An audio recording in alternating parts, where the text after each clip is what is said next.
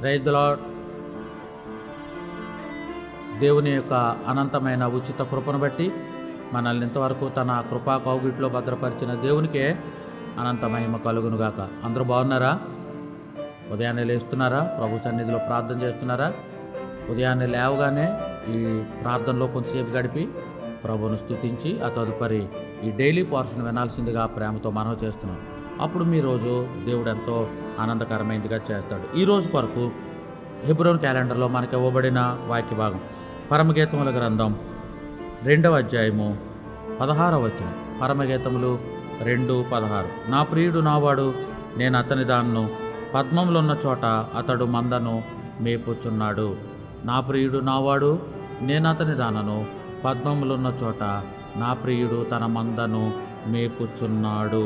అతడు మందను మేపుచున్నాడు. ఈ మాట చాలా అద్భుతమైన మాట. రాజైన సొలొమోను ఈ గీతాన్ని తాను రచించడానికి ప్రభు కృప చూపించాడు.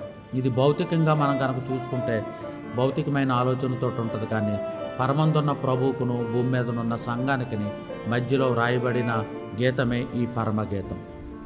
రాజైన సొలొమోను ఈ గీతాన్ని రచించాడు. ఈయనంటాడు, నా ప్రియుడు నావాడు, నేను అతని దానను. ఇది నేర్పే పాఠం ఏంటో తెలుసా? మనందరము మన దేవుణ్ణి నా దేవుడా, నా పరలోకపు తండ్రి, నా రాజా, నా ప్రభువా, నా దేవ అని అనగలం. కానీ ఆ దేవుడు మనలను చూసి నా ప్రియమైన బిడ్డా అని చెప్పగలడా? నా ప్రియమైన కుమార్తె, నా ప్రియమైన కుమారుడా అని మనల్ని పిలవగలడా?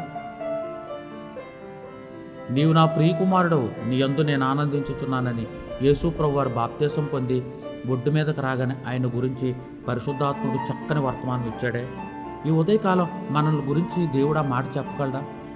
నువ్వు నేను దేవుని బిడ్డగా బ్రతుకుతున్నామా? రోజంతా ఏదో పాపంలో ఉండి తండ్రి తగుదునంటూ దేవుని దగ్గరికి వచ్చి నాయన నేను నీ బిడ్డనానంటే ఆయన ఏమంటాడు? నువ్వు నా బిడ్డవు కాదు అని అంటాడు. అక్కోళ్ళు అన్నోళ్ళు నిజం చెప్పండి, కొన్ని పర్యాయాలు మీ బిడ్డలను గురించి నువ్వు విసిగిపోయి, నీ కొడుకుని గురించి, నీ కూతురు గురించి నువ్వు విసిగిపోయి నువ్వేమంటావు చెప్పు? ఒరే నువ్వు నా కొడుకు కాదురా, నువ్వు నా కూతురు కాదురా అని అంటావనవా? అటువంటి అలాగే దేవుడు కూడా మనల్ని కూడా అంటాడు.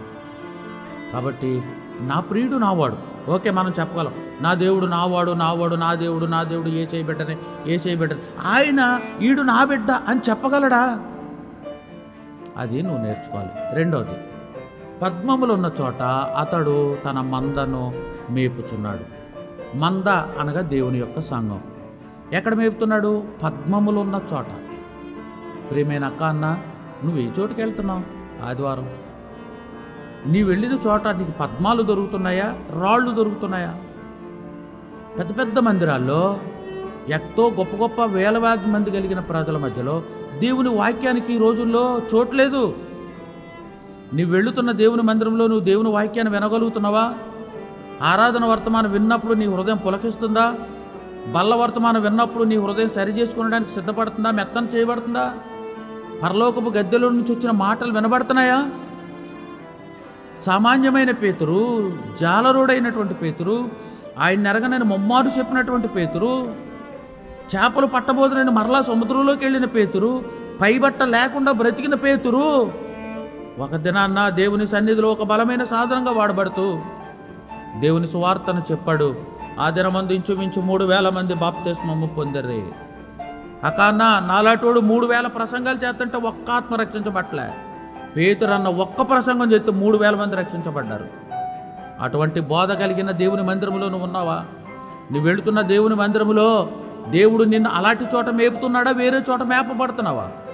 ఈ ఉదయకాలం తీర్మానం చేసుకో. బేతనీ సంఘ బిడ్డలు, దేవుడు మిమ్మల్ని అటువంటి చోట్లో ఉంచినందుకు ఆయనకే నిండు హృదయపూర్వక వందనాలు చెల్లిస్తూ ఈ రోజంతా దేవుడు ఆయన దగ్గర పాదాల దగ్గర సాగిలపడు. ప్రభువా నన్ను నీ బిడ్డగా చేసుకో, నన్ను నీ బిడ్డగా. ఇంకెవరైనా మారు మనసు పొందకపోతే, ఇంకా ప్రభువుని రక్షకునిగా ఎరక్కపోతే, యేసు ప్రభు దేవుడని చెప్తూ మందిరానికి వస్తూ కానుకలిస్తూ మందిరంలో పనిచేస్తే నువ్వెన్ని చేసినా నీ హృదయం దేవునికి ఇవ్వకపోతే నువ్వు దేవుని బిడ్డవు కాదు. తీర్మానం చేసుకో. ఈరోజు ప్రభుతో నిర్ణయం చేసుకో. ప్రార్థన చేస్తాను.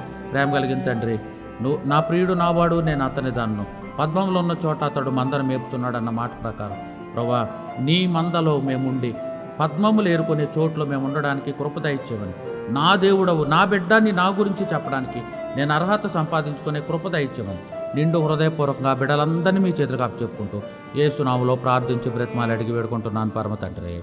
Amen, amen, amen. Praise the lord. వందనాలు.